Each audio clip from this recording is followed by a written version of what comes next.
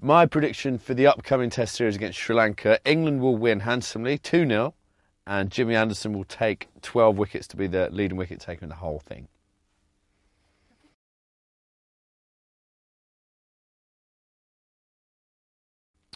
I think the Joss Buttler run-out in the one-day game at Edgbaston has added a bit of spice to the game at Lord's.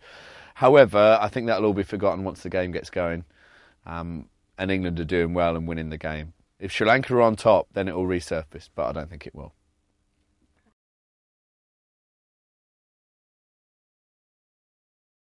The star players to look out for England, the match winners, are Jimmy Anderson, Stuart Broad, and I believe Chris Jordan on debut will have a very big game.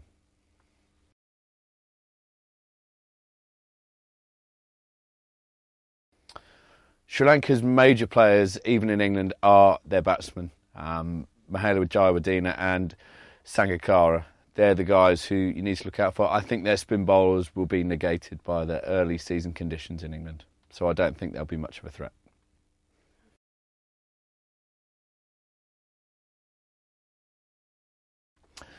Lessons to be learnt from the winter, the 5-0 mauling by Australia for Alistair Cook are very, very simple. Don't face 95-mile-an-hour fast bowling.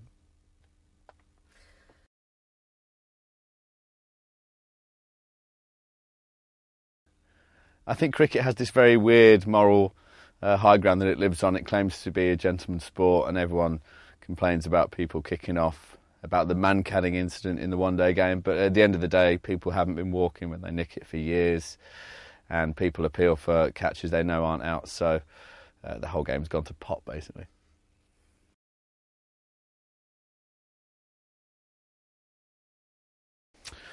Test cricket hasn't really changed since I made my debut, to be honest. There's probably more people who watch it now on TV, a few less people who watch it in the stands in other countries aside from our wonderful nation where we always get packed houses because we're great.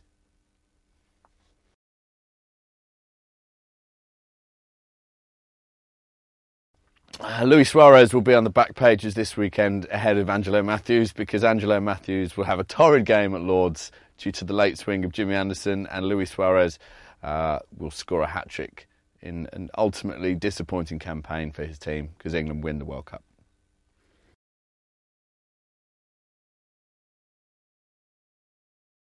I'm an eternal optimist, so I'm going to go for victories for both the England cricket and football team. No one believes me when I say it with the football team, but trust me, you heard it here first.